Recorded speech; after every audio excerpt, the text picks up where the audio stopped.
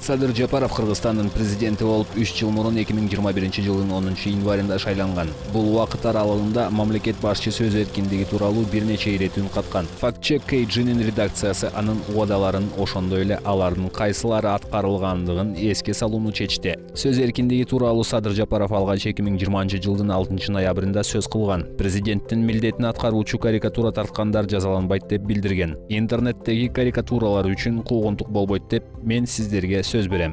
Көп өтпөй 2020-жылдын 14-декабрында журналисттер үчүн анын эшиги ар дайым ачык болорун билдирген. Сиздердин жардамыңыздар керек. Эгерде фактылар менен акыйкат иликтөө жүргүзсөңүздөр, бул көз жаздымда калбайт жана жазаланат. 2021-жылдын 11-январында сын пикир айткан маалымат каражаттарына кысым болбойт деп ишендирген. Жок, андай болбойт. Сөз эркиндигин коргоого мен өзүм дагы толук ынтызармын. Ошентсе дагы бир нече айдан кийин журналисттер суракка алына башталды. Аларга кол салуулар катталды. Бейөкмөт уюмдарга каршы кылмыш иштери козголуп, митингдер уюштурулду. 2021-жылы Жогорку кеңеште сөз эркиндигин чектеген мыйзамдар каралып, кабыл алынды. Бийлик органдары соттун чечими болбостон жалган маалымат жарыяланган сайттарды жабууга укуктуу болду. 2021-жылдын аягында журналисттер тиешелүү ведомстволордон маалымат ала албай жатканына наразычылык билдиришкен. Натыйжада Кумтөр боюнча ошондой эле мамлекет башчынын аппаратынын кызматкерлери жана жетекчилеринин айлык акылары коммерциялык сырга айланды. Ал эми УКМК депутат Алиарбек Абжалиевке, Бишкектин экс-мэри Азиз Суракматовго, ошондой эле Түштүк Батыш бажысынын мурдагы башчысы Нурбек Айтматовго карата козголгон кылмыш иштери тууралуу маалымат берген эмес. 2010-2022 жылдар аралыгында журналисттерге жана жалпыга маалымдоо каражаттарына карата 13 кылмыш иши козголгон. Алардын жарымынан көбү акыркы 2 жылда козголгонун буга чейин поликлиника маалымдаган.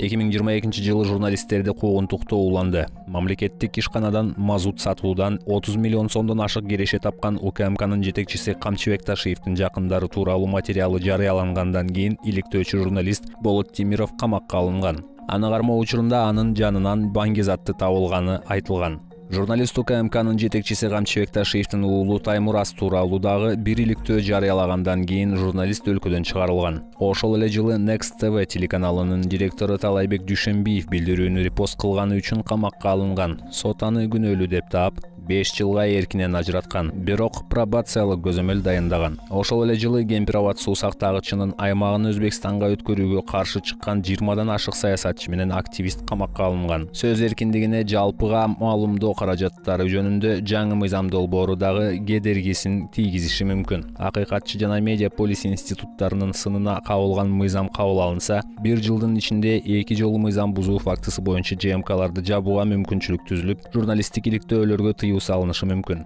2023-жылы өлкөбүз сөз эркиндигинин дүйнөлүк индексинде 50 позиция жоготуп, учурда 180 өлкөнүн ичинен 122-орунда турат. Садыр Жапаров сөз эркиндиги жана адам укуктарын коргоо анын башкы приоритети экенин билдирип келет. Сөз эркиндигин чектөө уланууда. 2023-жылдын сентябрында УКМКнын кайрылуусунан кийин Маданият жана маалымат министрлиги Клоп KG'нин редакциясынан камактагы саясатчы Равшан Жээнбековдун СИЗОдо кыйноого алынганы тууралуу материалдарды алып салууну талап кылган. Басылма андан баш тарткандан кийин министрлик сайттын кыргызча версиясын жаап салган. Жогорку кеңеш кабыл алган бейөкмөт уюмдар жөнүндө мыйзам Орусиялык чет элдик агент түшүнүгүнүн аналогу болгон чет элдик өкүл түшүнүгүн киргизүүнү талап кылат. Бириккен Улуттар уюмунун пикиринде аталган мыйзам жарандык коомдун ишине таасир этип, сөз эркиндигинин негизги укуктарынын бузулушуна алып келиши мүмкүн. Жыйынтык мамлекет башчынын билдирүүлөрү жана убадалары бийликтин аракеттери менен кошпойт.